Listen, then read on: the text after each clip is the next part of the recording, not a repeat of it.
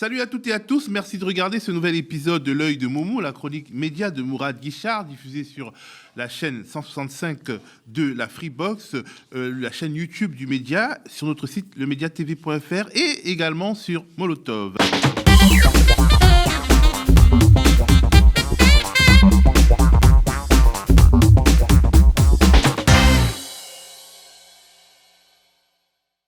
Salut Mourad. Bonjour à toutes et à tous, bonjour à toi Théo. Alors on commence par un petit préambule, deux petits préambules d'ailleurs. Alors, il y a le sous-préambule de la sous-rubrique du préambule. Il va falloir faire 18 bandeaux, il va falloir commander, il va falloir passer commande assez rapidement auprès de nos graphistes. C'est la sous-rubrique de l'histoire nous donne raison.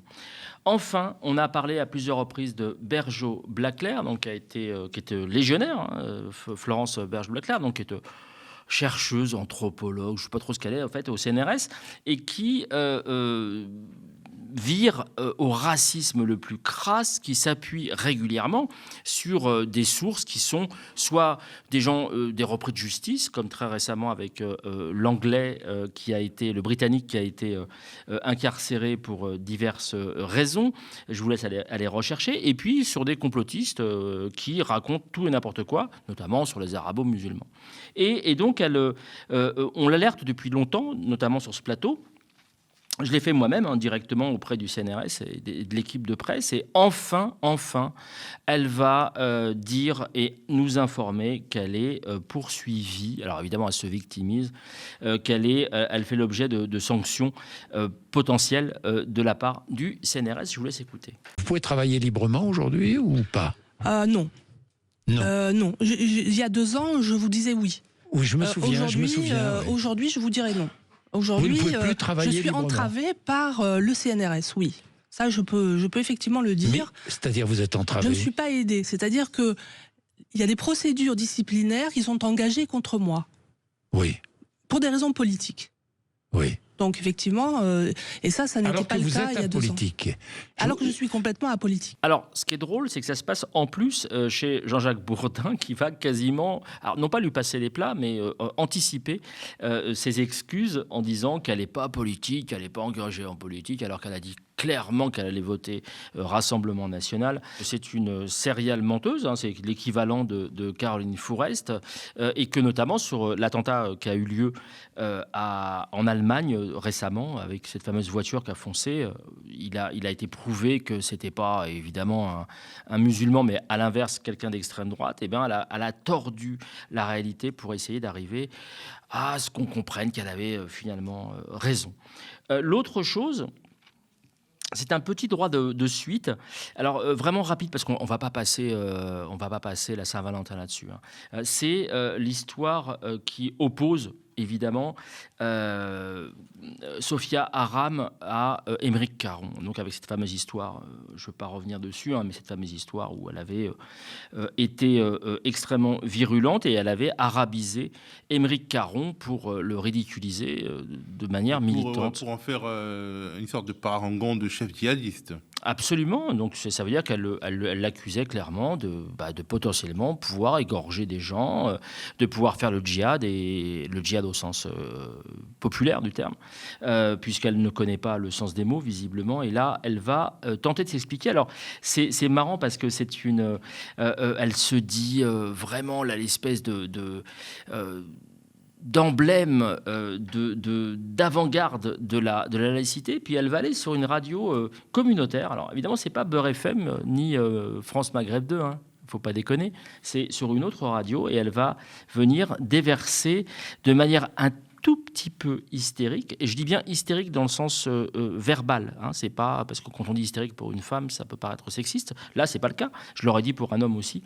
De manière un tout petit peu hystérique, elle va déverser sa logorée verbale. Je vous laisse écouter, on en reparle juste après. Mais qui saute sur une attaque d'Émeric Caron à mon endroit, dans laquelle il sous-entend que je suis raciste, parce que remontons. T'expliques pourquoi. Remontons. Abou. Voilà, mais pourquoi d'où c'est parti quand même? Faisons tout l'historique de cette petite polémique.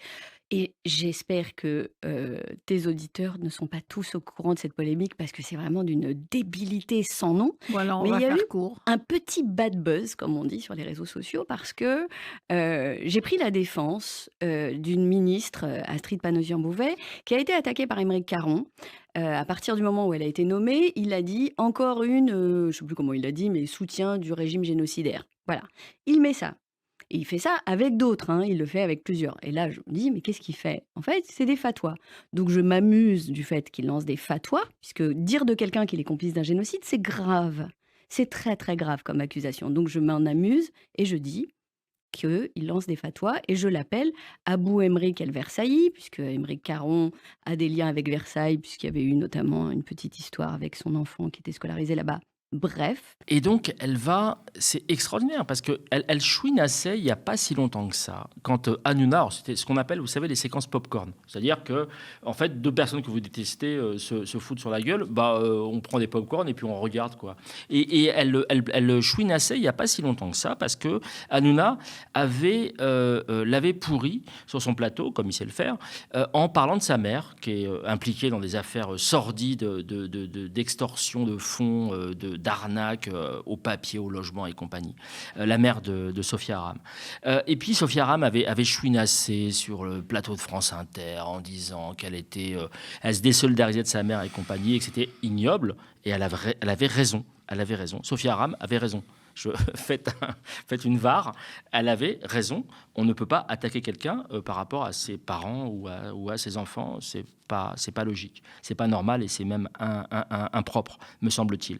Et bien là, elle va attaquer le fils d'Aymeric Caron. C'est incroyable, c'est complètement dégueulasse, d'autant qu'elle n'a aucune preuve, aucune trace de quoi que ce soit, mais elle va cibler Aymeric Caron en s'en prenant à son fils. Je trouve ça absolument dégueulasse, c'est une perte totale de dignité de sa part, et je l'invite vraiment à réfléchir avant que ne lui reviennent en boomerang, effectivement, ces affaires familiales. Et c'est parti pour les tops, Mourad. On commence par Guillaume Meurice. Ouais, qu'on avait reçu ici et dont on avait annoncé l'arrivée sur Radio Nova. Et là, il va se retrouver à faire une chronique. Alors, c'est assez marrant parce que je l'ai rebaptisé Radio Novals, du nom de l'ancien Premier ministre, Manuel Valls, parce qu'il va faire une chronique sur Manuel Valls. On va en voir un extrait. Et ce qui est assez drôle, c'est qu'en fait, je ne traite pas du tout Guillaume Meurice de feignasse. Simplement, il aurait juste pu appuyer, et c'est ça qui est extraordinaire, il aurait pu appuyer simplement sur un bouton, lancer les citations diverses et variées de Manuel Valls, qui sont totalement contradictoires. Par exemple, il va dire qu'il est parti en Espagne et qu'une page est tournée, que c'est fini, il ne reviendra plus jamais en France. Je rappelle qu'il est ministre. Eh bien, il aurait pu appuyer juste sur un bouton sans même prendre la parole et rendre ce fameux Manuel Valls totalement ridicule. Il a ajouté sa patte et c'est très bien comme ça. Je vous laisse écouter. Un immigré! Putain, ça donne envie d'organiser un débat Manuel Valls. Là, les études cliniques en psychiatrie, elles prennent 20 ans d'avance. Le gars, il fait avancer la science. D'ailleurs, il a fini par retourner à Barcelone pour se présenter à la mairie. Si vous ratez, vous revenez en France ? Non, c'est un choix de vie. Donc, quoi qu'il arrive, je reste à Barcelone. Donc la politique française, c'est terminé. Oui, c'est une page qui se tourne. Quand on fait de tels choix de vie, c'est pas pour faire des zigzags. Et le deuxième top, alors c'est surprenant venant de toi, tu le donnes à Valeurs Actuelles, le fameux hebdomadaire d'extrême droite. Oui, parce que je suis toujours reconnaissant, j'essaye de faire la part des choses. Et là, Valeurs Médiévales, Valeurs Actuelles, on l'appelle comme on veut, va lancer l'œil de Valeurs Actuelles. C'est marrant, hein, l'œil de, et avec un œil qui ressemble très pour trait en fait au nôtre, à l'œil de Moumou. Et donc je les remercie pour cette reconnaissance. Enfin, je suis quand même très touché. Hein. L'année démarre très bien et je me pose une question et je me demande est-ce qu'ils vont embaucher pour cette veille super précise et super incisive. Est-ce qu'ils vont embaucher notamment Rachel Kahn, la plagiaire, puisqu'ils font du plagiat de plagiat.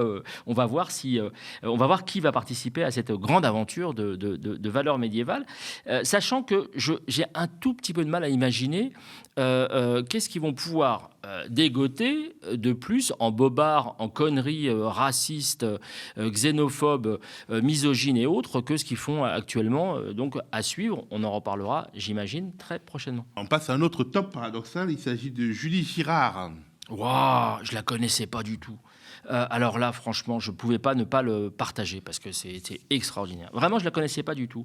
Elle se dit philosophe. Alors c'est pareil que notre amie ex-RMC, Sophie de Menton, elle va s'essayer à la philosophie, mais de comptoir.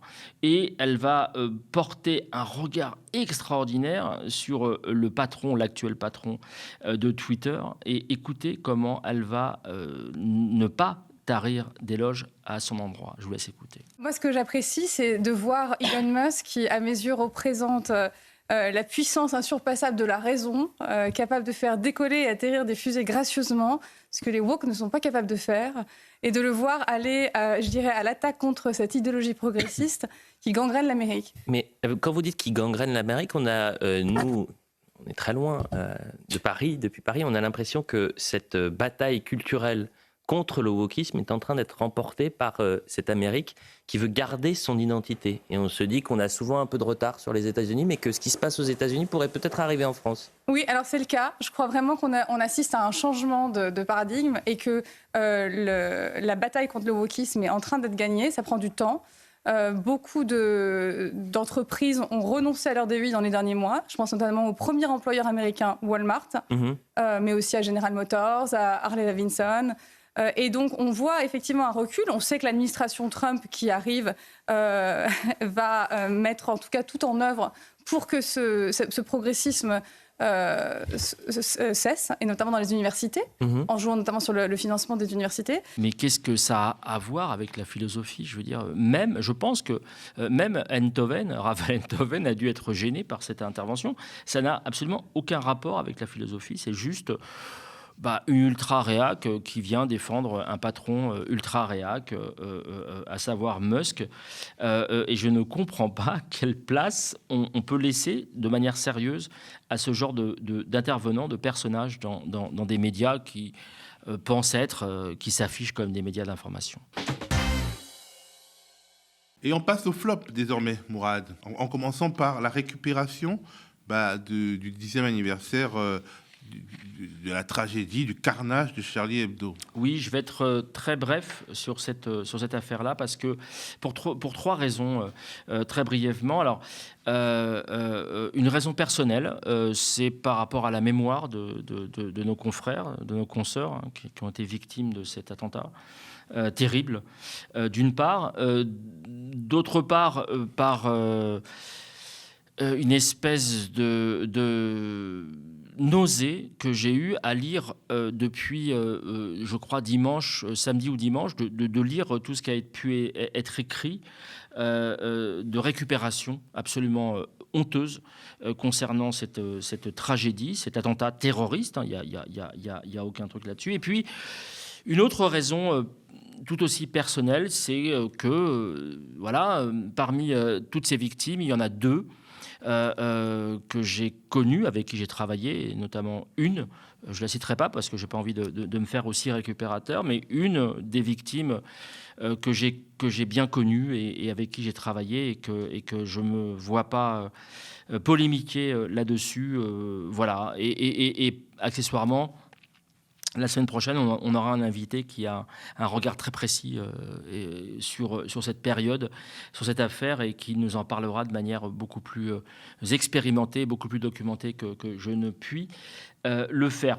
Ceci étant dit, je voudrais vous montrer cet extrait d'Elisabeth Lévy sur Sud Radio et vous montrer à quel point, je pense que c'est le top du top, à quel point la récupération peut être haineuse, vengeresse et complètement décalée par rapport à ce que normalement l'événement devrait demander de recueillement et de solennité. Je vous laisse écouter.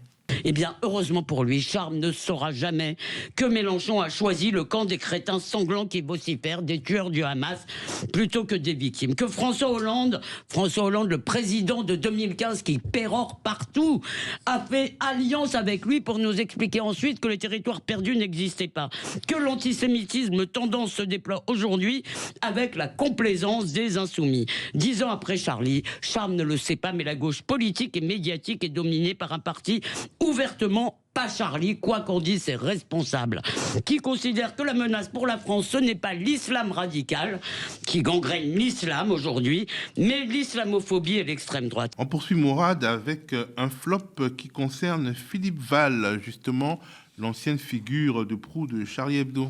Absolument, alors qui est complètement vrillé, hein, qui est parti complètement en live, enfin on ne sait plus où il se situe, ce pauvre garçon, et qui devrait lâcher la rampe, hein, littéralement, enfin lâcher la rampe des médias. Alors lui, il va parler des Juifs en Europe et il va expliquer très tranquillement que LFI souhaite dégager les Juifs d'Europe. Alors c'est très bizarre, alors, je rappelle que je ne suis pas l'avocat d'LFI, je dis juste que LFI est pointé là et que ça me semble complètement délirant, puisque d'un côté, on accuse LFI et la gauche en général d'être contre Israël, donc de vouloir la suppression d'Israël, et puis en même temps, de là, il accuse LFI de vouloir dégager les Juifs d'Europe. Mais pour les envoyer où ? Je veux dire, s'il y avait une cohérence... Ok, LFI veut dégager les Juifs d'Europe. Allez, admettons, je vais lui faire un cadeau pour la nouvelle année. Mais dans ce cas-là, c'est pour les envoyer au moins en Israël, à minima, pour les dégager. Là, non, c'est exactement l'inverse. C'est-à-dire qu'il reproche à LFI tout et son contraire. Être contre Israël et pour dégager les Juifs d'Europe. Eh bien, je ne comprends pas son propos. Vous allez l'écouter. Et en fait, il n'y a aucune preuve de ce qu'il annonce, de ce qu'il avance. C'est-à-dire qu'il va raconter des histoires sans apporter le moindre élément, la moindre source. Je vous laisse écouter, c'est de ce court extrait. C'est juste indécent qu'une pareille chose soit observable en France. C'est impossible, c'est inacceptable. Donc il va falloir se battre bec et ongle. Vraiment bec et ongle. On ne peut pas accepter ça. Nous sommes... Enfin, je pense que l'Europe est produite par la pensée grecque et la loi juive. Les Juifs sont chez eux en Europe, c'est leur terre, c'est leur pays, et ils doivent le défendre. Ils doivent le défendre, on ne doit plus jamais se laisser faire, on ne doit plus jamais laisser passer des propos comme on a entendu, on ne doit plus jamais, dans le champ politique, voir rentrer des gens comme Rima Hassan. C'est absolument insupportable. Ce qui se passe avec la France insoumise est quelque chose qui n'est pas acceptable. On poursuit donc ce florilège des flops avec Manuel Valls, notre ministre d'État, s'il vous plaît, à l'outre-mer. Ouais, ministre d'État à l'outre-mer, où peut-être il placera plus de white, plus de blancos. Valls, donc c'est l'homme politique. Objectivement, si on regarde un petit peu ce qui se dit de manière récurrente, c'est l'homme le plus détesté de France, sauf sur les plateaux télé. À chaque fois qu'on allume sa télé, qu'on ouvre sa télévision et qu'on regarde une émission ou un plateau où on parle de lui, eh ben, c'est le plus aimé de France, comme ici, avec un certain Éric Delbecq, dont j'ignore totalement la légitimité à pouvoir s'exprimer sur ce dossier. Je vous laisse écouter. Ce sont eux qui, selon vous, sont irresponsables ? Ah oui, je vous donne des exemples concrets.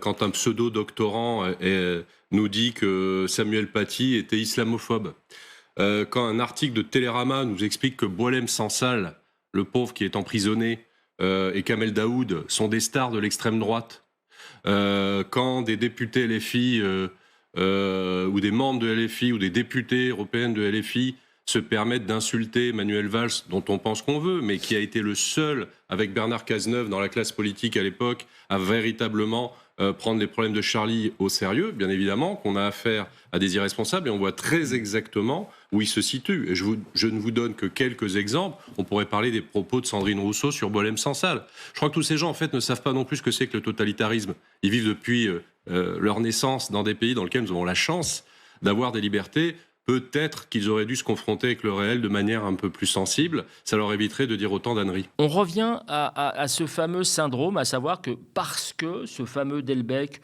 s'est occupé à un moment donné de la sécurité de Charlie Hebdo, il serait équipé pour pouvoir juger si oui ou non Manuel Valls a été compétent, a été efficient au moment des attentats.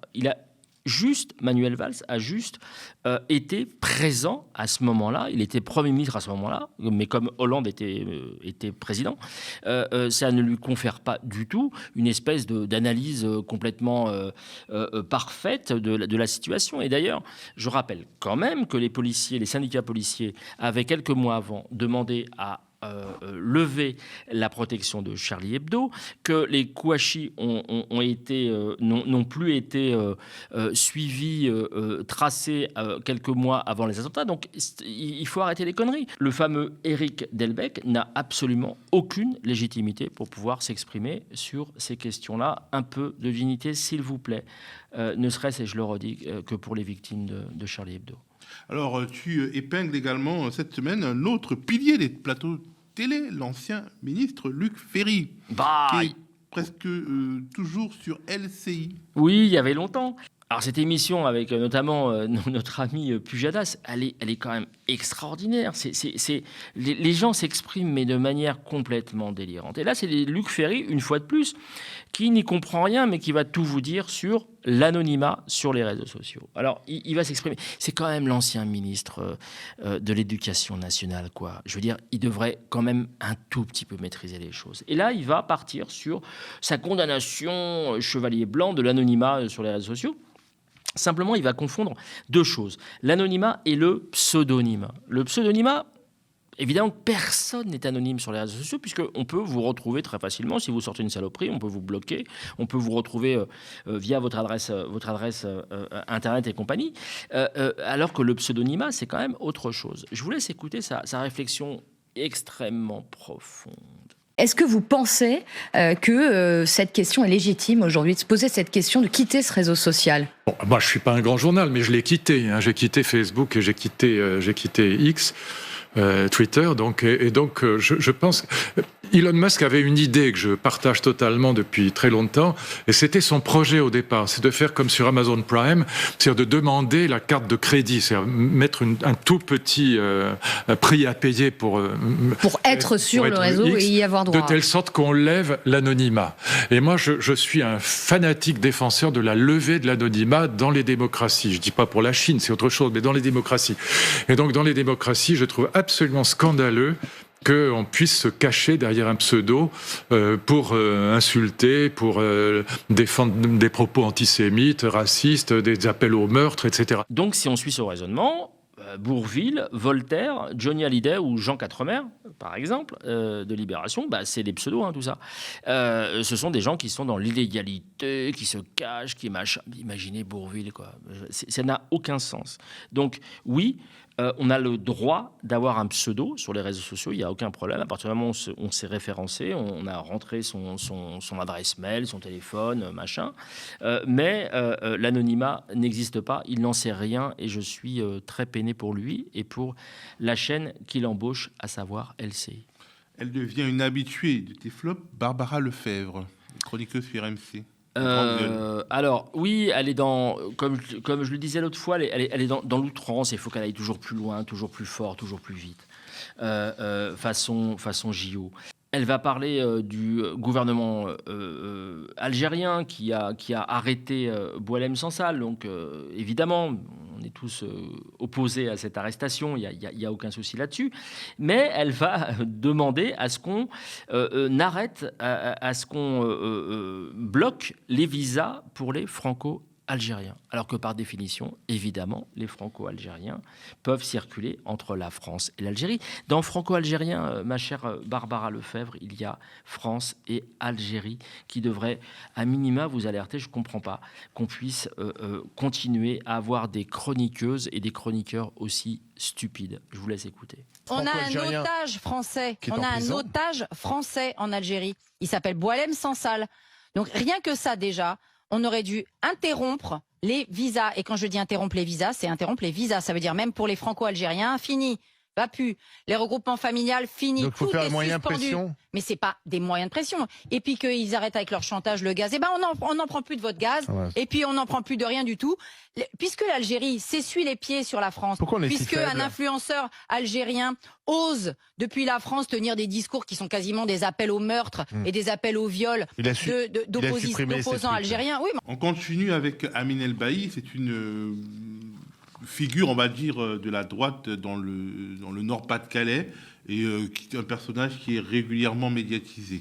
Oui, absolument. C'est le juriste d'origine maghrébine préféré des chaînes d'extrême droite, notamment de CNews. Et donc, lui, c'est le collabo du documentaire complètement bidonné de M6 sur Roubaix. Et il est accessoirement juriste. Alors, je ne sais pas s'il est juriste réellement, parce qu'à un moment, il a dit qu'il était au chômage. Enfin, on ne sait pas trop. Ces gens-là sont assez obscurs. Et il va parler du fait que les jeunes, on doit pouvoir les foutre en tôle parce qu'ils ont agressé des policiers. Il va, alors qu'il est soi-disant juriste, il va complètement occulter le discernement, parce que c'est quand même une règle, le discernement en matière juridique. Un gamin, il peut faire des conneries, simplement, il y a un âge, où on a un discernement qui est particulier. Et donc, on peut ne pas mesurer ce qu'on fait, ne pas mesurer l'importance et la portée de ce qu'on fait, sans avoir à subir les foudres de la justice, et a fortiori d'aller en prison pour des raisons qui ne sont pas claires pour ces gamins. Donc ça me semble complètement populiste et complètement dégueulasse. Je vous laisse regarder son intervention. C'est évidemment sur CNews. Rien ne justifie de conserver dans notre droit pénal l'excuse de minorité.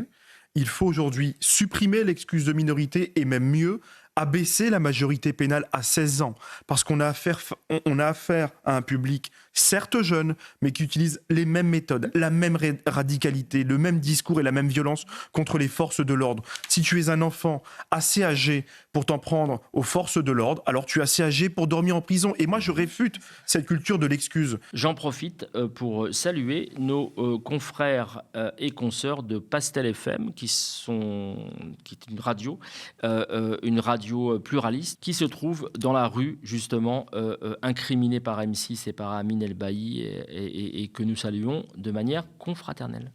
On termine cette série de flops avec une thématique, l'autisme, les troubles du spectre autistique tels qu'ils peuvent être traités à la télévision. Absolument, c'est régulier, c'est récurrent, et ça me dérange vraiment. Les politiques, les journalistes, les intervenants, très régulièrement, prennent le terme autiste ou autisme comme une insulte, en fait. Et là, c'est Alain Madelin, l'ancienne frappe du groupe Occident, le groupe d'extrême droite Occident, qui va intervenir sur le plateau de LCI de nouveau, et qui va vraiment, LCI est devenu un spot aux saloperies. Je dis bien saloperies, pas aux personnes, aux choses qu'on peut proférer. Et là, il va expliquer en fait que l'autisme, selon lui, est une... Alors, en plus, il dit qu'il a fait des recherches, est une maladie mentale. Et très souvent, et chaque fois je peste contre ça, des politiques disent que le gouvernement est autiste. Mais qu'est-ce que c'est que ce truc ? Enfin, c'est pas, on peut pas dire ça. Enlevez autiste, mettez cancéreux. Vous pourrez pas dire le gouvernement est cancéreux. Imaginez un peu le délire. Et là, il va qualifier l'autisme de maladie mentale, alors qu'en fait, c'est un trouble du neurodéveloppement et que c'est pas du tout une maladie mentale. Je vous laisse écouter. Et puis, j'en redis un mot juste après. Beaucoup, comme Elon Musk, sont en réalité un peu malades mentaux. Il est autiste Asperger. Beaucoup sont autistes Asperger. Alors, ce qui est extraordinaire de cette maladie, j'ai regardé un petit peu, c'est que ça donne des gens un peu repliés sur les mêmes, mais un peu ignorants à l'environnement, mais en même temps des gens géniaux. Alors, mea culpa de ma part, c'est vrai qu'il m'arrive par l'écrit ou par l'oral, de psychiatriser des choses en disant, par exemple, que c'est de la folie, que c'est un fou, que machin, mais c'est une erreur, je le reconnais très humblement, c'est une erreur, mais là je trouve que c'est le max du max de taxer les autistes de malades mentaux, pas bravo, loin de là, Alain Madelin. Et là, on passe à la rubrique au microscope, Mourad. Oui, absolument. Alors, on va parler d'un phénomène qui s'appelle la hasbara. Alors, je ne sais pas s'il y a un accent à avoir ou pas, la hasbara ou la hasbara, dans les médias. Alors, la hasbara, c'est quoi? C'est la propagande, en fait, israélienne. Alors, israélienne, on parle évidemment du Likoud et du gouvernement israélien, qui est là pour influer sur les politiques et, alors ce qui est un sujet autre pour nous aujourd'hui, mais sur les médias, évidemment. Et il y a 2 mois, j'avais projeté cette vidéo exhumée d'un responsable d'Elnet, un groupe lobbyiste israélien, qui était passé sur Event News. Je vous propose de le voir ou de le revoir de façon à recontextualiser. Je vous laisse regarder. Le CRIF qui représente les Juifs de France, est-ce que Elnet a une possibilité, aussi bien au niveau européen que du point de vue des politiques français, d'influencer politiquement sur la politique à l'intérieur et à l'étranger? Alors Elnet vient compléter un dispositif d'un grand nombre d'organisations. Vous avez cité le CRIF, il y a l'ICRA, il y a le Consistoire, il y a le Grand Rabbinat. Ce sont des organismes qui ont soit une vocation de représentation vis-à-vis des autorités publiques du pays, soit de commémorer la mémoire. Elnet a une vocation un peu plus transversale qui promeut le dialogue stratégique. Et donc, pour des exemples très simples, 85% des parlementaires américains ont été au moins une fois en Israël. Il s'agit de 12% en France. Donc on a un premier rôle qui est de permettre aux élus de se faire leur propre opinion en venant sur place et en rencontrant, discutant, partageant. C'est l'un des rôles essentiels de Elnet. Alors, quelle influence ça peut avoir effectivement sur nos médias? Alors, je regardais LCI, c'était le week-end dernier, et puis, alors j'étais en train de couper du bois, de repeindre mes volets dans le jardin, et puis j'entends cette réflexion d'une journaliste qui, chez Pujadas, va préciser avoir pu s'entretenir avec Olivier Rafovitch. Je vous laisse écouter. J'ai pu m'entretenir avec l'un de ses porte-paroles, Olivier Rafovitch. C'est pour lui, 240 terroristes ont été arrêtés, 15 d'entre eux auraient participé au massacre du 7 octobre. Il se déguisait en patient, précise-t-il. Alors ça, c'est incroyable. Si vous voulez, j'avais juste une oreille légèrement attentive, et quand j'entends ça, je me suis dit, mais c'est pas possible. Comment peut-on dire qu'on a pu s'entretenir avec Olivier Rafovitch? Alors, Olivier Rafovitch, je rappelle, c'est le porte-parole francophone de l'armée génocidaire israélienne. Et ce mec-là, vous n'avez même pas le temps de composer son numéro de téléphone, que déjà, il est sur le plateau de télé, quoi. Le mec, il est payé pour ça. Bien qu'il a allumé son Zoom. Bah, bien sûr, il est payé pour être là, pour venir sortir sa propagande. Et donc dire que j'ai pu m'entretenir avec lui, pour moi, c'est comme si, je sais pas, c'est comme si on disait, c'est comme si je vous disais, par exemple, j'ai pu convaincre Manuel Valls de venir, d'entrer au gouvernement. Bah waouh quoi, Manuel Valls, mais il serait prêt à rouler une pelle à un bulldog pour avoir un poste de stagiaire au service archives et documentation de l'ambassade de France au Honduras. Ça n'a aucun sens. Bon, j'arrête là parce que c'est incroyable. Et je me suis dit, il va se passer une dinguerie, et je ne m'attendais absolument pas à ce que cette dinguerie soit à ce niveau-là. Écoutez bien ce qu'elle va dire. C'est incroyable. Vraiment, je ne rentre pas dans les superlatifs, je n'ai jamais entendu quelque chose d'aussi puissant en termes d'acceptation d'actes de torture. Je vous laisse écouter. En revanche, 2 témoignages viennent appuyer la version israélienne. Le premier, celui de l'ancien directeur de l'hôpital. Son nom, Ahmed Kalot. L'an dernier, il avait été fait prisonnier par l'armée israélienne. Et lors de son interrogatoire, il avait avoué, certes sous la contrainte, non seulement qu'il faisait partie des brigades Al-Qassam, mais que le Hamas se servait aussi de cet hôpital comme l'un de ses QG. Certes, sous la contrainte, vous vous rendez compte? Ah ouais. Ça veut dire que là, elle valide. Alors, elle va expliquer que arrête, machin, journal de gauche. Ça veut dire, ok, journal de gauche, on sait d'où il parle. Donc, ça discrédite la parole d'Arrête, qui est un journal sérieux. Et elle va prendre comme exemple probant le témoignage recueilli, potentiellement. Je ne sais pas s'il a été torturé. Moi, je sais dire, je ne sais pas. Mais, a priori, sous la contrainte, ça veut dire sous la torture. Très clairement, il a été pris comme prisonnier par l'armée israélienne. C'est complètement délirant.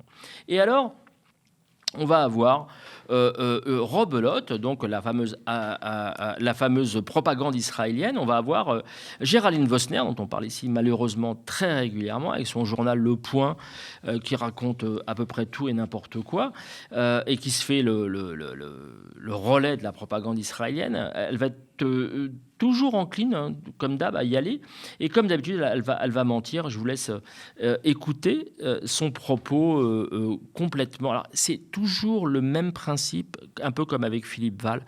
Il n'y a aucune source, aucun argument précis. C'est juste du blabla. Je vous laisse écouter. Oui, au départ de cette polémique assez navrante, Aymeric Caron agresse. Et il agresse qui ? La ministre du Travail, Astrid Panosyan-Bouvet, qui l'accuse d'être, je cite, un soutien du gouvernement génocidaire d'Israël. Rhétorique au cœur de la stratégie du Hamas. Il n'y a pas de génocide en Israël, il y a une guerre atroce, mais il n'y a pas de génocide. Mais le mot est devenu un outil de propagande pour nazifier l'opposant. Et la France insoumise en a fait son leitmotiv. Aymeric Caron, précisément, l'utilise régulièrement pour désigner les gens qu'il n'aime pas à la haine populaire, en les accusant d'être, je cite, alors pro-génocide, soutien des massacres. Il l'avait fait l'an dernier en assimilant, on va peut-être le voir, Rachel Kahn, à l'époque, au génocidaire rwandais. Rachel Kahn, qui était donc coupable de ses origines juives, de sa couleur de peau, hein, bien sûr. Il l'avait appelée Radio Milkanine. Elle a d'ailleurs porté plainte contre lui. Et alors, le dernier élément que je voulais préciser là-dessus, on va y revenir, malheureusement, parce que c'est un sujet récurrent. C'est Anne Sinclair qui va parler de la gauche qui ne soutient pas historiquement depuis, mais c'est incroyable quand même, depuis l'affaire Dreyfus, quoi, qui ne soutient pas la communauté juive. J'ai envie de lui demander, mais c'est quoi la communauté juive ? C'est quoi ? Est-ce que c'est la même communauté qui lie, du verbe lier, Albert Lévy, donc l'ancien avocat et magistrat qui est proche de la France insoumise, avec Meyer Habib ? Ou avec le CRIF, ça n'a aucun sens. Il y a tous les gens, mais je vous le dis très sincèrement, tous les amis, tous les copains, toutes les connaissances de français, de culture ou de confession juive que je connais, tous me disent, à l'instar d'Alain Taubert, qui est en l'occurrence un socio du média, me disent tous qu'ils ne font pas partie d'une communauté. Ils n'ont aucun rapport avec ces gens-là, avec les gens d'extrême droite israélienne. Donc ça n'a strictement aucun sérieux, aucun intérêt. Sauf que on va venir sortir et exhumer cette histoire de communauté juive, mais comme on peut le dire pour la communauté arabo-musulmane, hein, ça n'a aucun sens non plus. Moi, je n'ai rien à voir, ou d'autres n'ont rien à voir avec des Chalgoumi. Enfin, je veux dire, ça n'a aucun sens. Donc, on va ressortir cette histoire de communauté juive qui serait uniforme. Je vous laisse écouter cet extrait. La moitié du XXe, jusqu'à l'épisode épouvantable la parenthèse épouvantable 40-45, et par la suite, jusqu'à, j'allais dire, un moment extrêmement récent, où finalement, pour la première fois depuis l'affaire Dreyfus, et ça m'a profondément frappé, meurtri et profondément interpellé, et pas que moi bien sûr, une partie de la gauche n'a pas été totalement solidaire avec la communauté juive. Et ça, dans la période notamment depuis le 7 octobre. Et une dernière chose, Anne Sinclair, s'il vous plaît, ne donnez pas de leçons à la gauche. Ne donnez pas de leçons à la gauche. Vous êtes très, très mal placé pour le faire. Vous avez fait suffisamment de mal à ce camp politique pour s'il vous plaît, vous taire définitivement. Merci Mourad donc pour ce microscope et on passe au coup de cœur. Alors, il y a la semaine dernière, j'ai parlé d'un roman d'anticipation de l'arrivée de l'extrême droite au pouvoir en France. Et puis, j'avais dit que c'était assez rare. Voilà, alors c'est vrai que c'est rare, mais n'empêche que j'avais oublié que dans mon bureau, où il y a une pile qui n'est pas trop conséquente, maintenant, j'ai réussi à lire à peu près tout ce que vous m'avez envoyé. Et vraiment, je vous en remercie. Il y avait le livre de Rassim Bekeshi, donc un roman qui s'appelle Tranche de survie. On est en 2035 et il y a un parti, le Parti nationaliste français, qui arrive au pouvoir et qui applique, comme le dit la Cade de Couve, des réformes à caractère raciste. Et l'auteur va se servir en fait de 2 héroïnes pour croiser toute une série de problématiques, à savoir la présence des gens issus, je dis bien de l'immigration sur le territoire français, de leur entre guillemets utilité, parce que c'est bien gentil de vouloir les dégager, les virer, mais il y a quand même quelques besoins en termes notamment économiques et de survie des services publics et de toute une série de choses, et puis des problèmes philosophiques, des problèmes éthiques et des problèmes liés à leur place dans la société et aux conséquences que peut avoir cette fameuse bascule d'une France qui basculerait clairement dans le nationalisme, dans le racisme et qui séparerait 2 parties de la population. Et il prend notamment l'exemple à travers ces personnages d'infirmières, de métiers dont on a forcément un besoin vital et que c'est pas forcément ce qui ressort des programmes des partis d'extrême droite. Donc ça s'appelle Tranche de survie, c'est aux éditions du Net et c'est signé Rassim Bekeshi. Alors l'autre chose, c'est un collectif Action artistique contre le génocide à Gaza. Vous allez voir une image de ce qu'ils peuvent produire dans les rues. Alors ils l'ont fait en face des locaux de CNews notamment, mais ils le font aussi à Montreuil. Donc c'est une action artistique animée par des citoyens de Montreuil, un collectif citoyen pour être très précis. Et ils bougent à leur niveau et je trouve ça très bien parce que chacun peut bouger à son niveau pour évidemment défendre Gaza et les Gazaouis. La toute dernière chose, alors j'avais pensé le mettre dans les remerciements, c'est un bar qui vient d'ouvrir aujourd'hui même, donc nous enregistrons ce mardi, aujourd'hui même, ça s'appelle le Friendly, il se trouve à Decazeville, c'est dans l'Aveyron, c'est animé par Emmanuel et Christophe dont on va voir la photo, alors ils sont beaux comme tout, souriants tout plein, et c'est un bar en fait de rencontres, un bar de jeux qui se trouve dans une petite commune. Ils ont en plus une salle qu'ils dédient à des associations et devinez ce qu'ils diffusent sur leur écran plat acheté avec les bons de rentrée scolaire. Évidemment, l'œil de Moumou et je pense plus largement le média. Donc vraiment, je leur souhaite pleine chance, bon courage, plein succès. Et si vous passez par là, alors j'ai même pas envie de dire si vous passez par là, je vous invite à passer par là, donc dans l'Aveyron, à Decazeville, et à dire à Emmanuel et Christophe que vous avez un code promo qui s'appelle l'œil de Moumou et vous aurez alors là du rap de cacahuètes et des glaçons open bar. Merci Moumou. Et merci à vous d'avoir regardé l'œil de Moumou sur la chaîne YouTube du Média, sur notre site internet, sur le canal 165 de la Freebox, sur Molotov. On rappelle que le Média, votre Média, ne vit que des abonnements de soutien et des dons de celles et ceux qui l'aiment et qui le regardent. Bien sûr, si vous le pouvez, allez sur le mediatv.fr/soutien et donnez-nous de la force. Donnez-vous de la force, restez connectés aux médias.